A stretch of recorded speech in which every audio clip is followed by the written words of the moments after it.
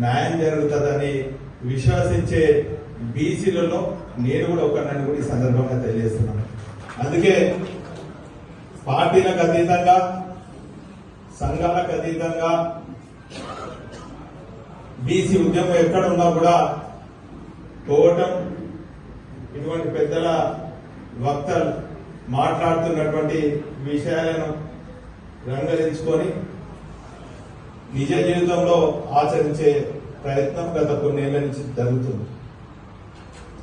ఆ రోజు బీపీ సింగ్ గారి నేతృత్వంలో మండల్ కమిషన్ అయితేనేమి, లేక అనేక ఉద్యమాలలో ఒక విద్యార్థిగా, ఒక యువకునిగా, ఒక సామాజిక కార్యకర్తగా, ఒక ప్రజాప్రతినిధిగా నా వంతుగా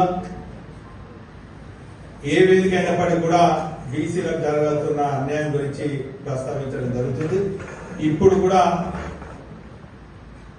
అదే బాటలో నడవాలనే ఉద్దేశంతో ఇక్కడ రావడం జరిగింది.